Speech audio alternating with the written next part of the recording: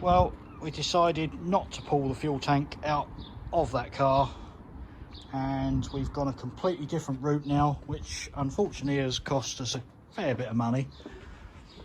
But please ignore the airline couplings. But if they fit, they fit. So we're going for a Bosch Type 44 fuel pump, homemade bracket. Everyone likes a good bracket. So we're now going to bolt this under the back of the car. We're coming to the end of the day now anyway, so she's happy. So yeah, we're going to bolt this under the car, get the pipes on it, and I think we're going to call it a day for the day. So tomorrow really is just going to be a little bit of piping for the fuel pump, and then wiring loom and oils and waters, and done. So right, let's get this thing bolted up underneath and piped up.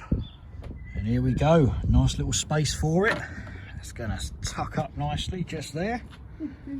Yes, looking good, and all we've got to do is pipe it up. Exciting. Right, that's it, fuel pump is on and piped all nicely. So we've just got to get the wiring on there once we've actually got the wiring loom in place. So that'll be tomorrow, and hopefully we'll have it running.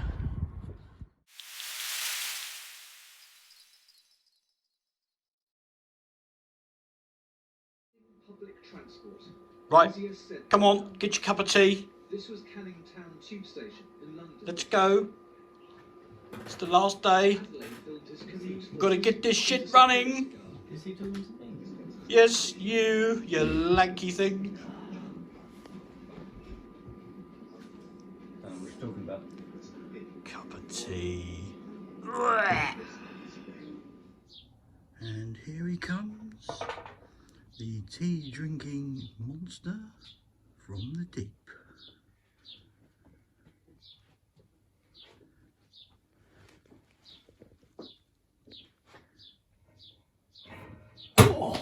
Seeing as we're technically on the last day, this is how I'm going to start it. We've got this hose here which comes off the bottom of the pressure regulator on the fuel rail, so that's the return hose. So I've got to connect that over to the little pipe poking out there. Only problem is I don't have one length of hose long enough to do that, so I'm just going to have to join into the original one there. So a bit of a hose joiner and a few Jubilee clips. So that'll be the return hose sorted. I'll then get onto the feed hose and see if we can make something up there as well, hopefully out of one piece of hose next time. Right, so that's the return neatly on, disappears up round the back there and onto the fuel end of the fuel rail. Well, it actually ends up, oh, do you know what, I could have made that so much neater. Sorry, I'm going to say in 2 seconds ago, the return line now goes straight to the pressure relief valve. Couldn't have been better than going all the way round there and back again. So that's better. Now I'm going to turn my attention to the high pressure side. So we need to get a pipe from the bottom of the filter there over to this little pipe here, and for that we've got this massive snake and a bit of rubber fuel hose, which whatever I did that, there it is, there's the fuel hose. So we've got to join them two together. Back inside, this is the pipe that goes on the filter, so I'm just going to cut it off at the last sort of straight bit. I'm going to probably straighten that bit out and curve that one a bit more so it sticks out into the engine bay. And then I'm going to put a flare on the end of here, so I've got something to push the hose over and for it to grip to, seeing as it's a high pressure line. So let's get me brake pipe flaring tool. Obviously does various other sizes, and I think I've found the right size for that. It might grip it a little bit too tight, but seems about right. And I'll find some sort of decent flare to put on the end of it. certainly make it a bit better than just a straight bit of pipe that potentially could slip off under pressure. So let's lock all this lot up in the vise and put a flare on it. So this is our end. Please excuse my silver painted thumbnail. Yeah, that's the end we're going to use, and I think we're just going to go for this flare here, which is option 2. So we've got to do that one first and then that one, and just to stop the pipe popping off. That's all good. Right, let's get it on the car. Fresh oil, and I've just filled that up with coolant. And he's just chucking the oil everywhere. Oh, mind you, don't rub our R badge off. I'm alright, it won't. That's got so much added horsepower that has. Yeah. Nothing can get rid of that. So yeah, that's coolant. Engine oil. We've just got to fill the gearbox up next, I think. And then after the gearbox, it's got to put some more. I think we've got to put more petrol in it. Maybe, maybe not. I don't know. Yeah, I think we have. So yeah, best to we put some petrol in it. petroleum. And then it's time to start on the wiring harness, isn't it? That's it, isn't it? That's all we've got to do next. Wiring harness. Oh yeah. Right, let's prepare for that. Don't see very often. This is one for the old Americans. Look, gas. Oh, brilliant.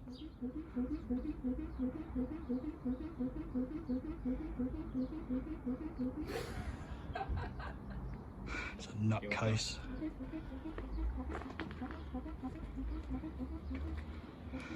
It's a fucking idiot. So, right, we are now starting the wiring harness. So literally just slap that up there. Thanks.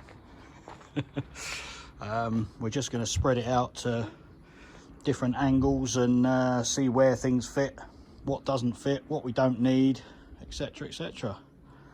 So time to get some wires on the fuel pump. I've got this bit of twisted cable that I'm using. We're going to throw it over the roof of the car to connect to the other loom, because we want to get the car up and running first. So I've made it long enough to chuck over the top or throw it underneath, whichever. And I've also made it long enough so we can actually reroute it inside the car when we finally put it all together.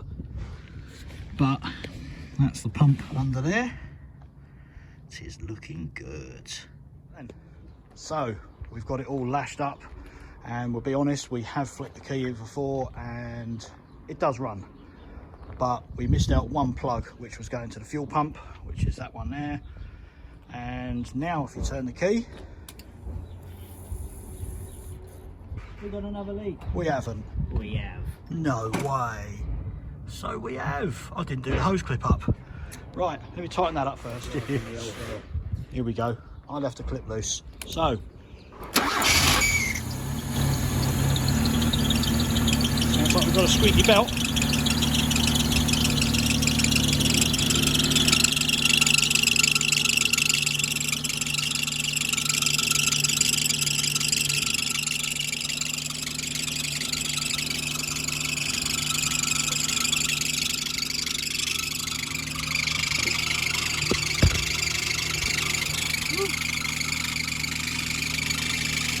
Squeaky.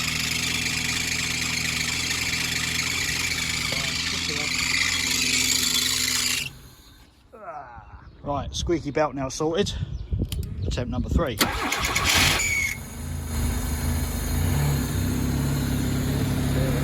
Sounds good, sounds good. See if it'll rev.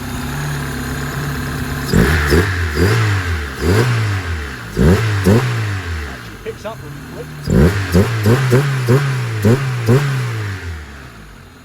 Picks up really quick, doesn't it? Woo!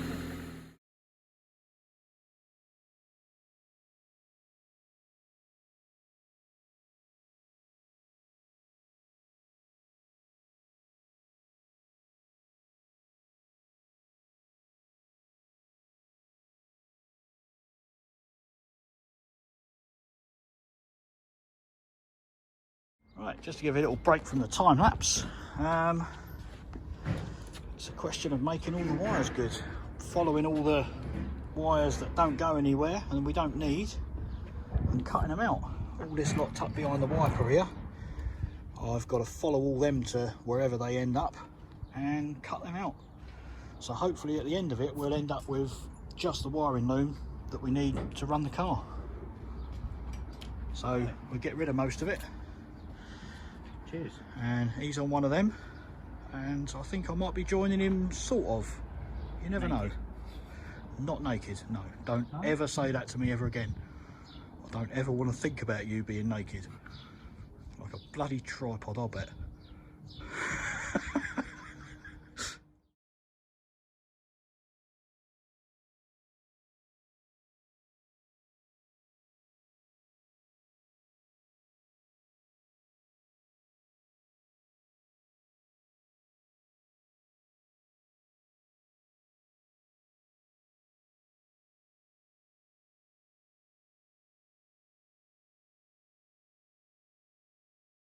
Then shit's getting real now.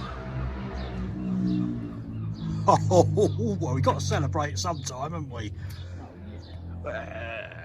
Why not? It's a beautiful sunny day. We're not at work, and we've got all these wires to get through. Let's try not to make them too much of a blur, shall we? Right, prepare yourself for another time lapse. I'm moving over this side now because I've pretty much done the ECU wiring, so tracing it all back to this side.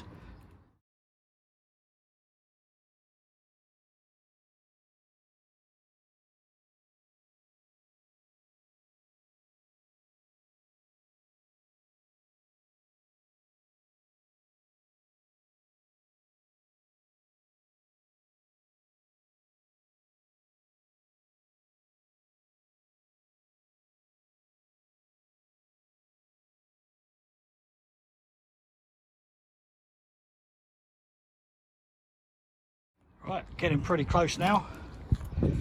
Just got to get this fuse box mounted up here somewhere.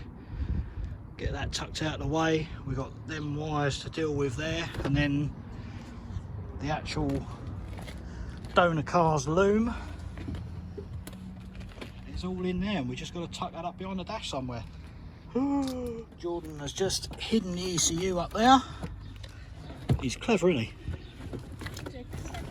He's a clever egg. So now I've just got to hide this lot behind the dash and then integrate it into this 6 wires here with that there. Beautiful. Simple. Just like that. Simple. Well, that's it. Day 7, and it's complete.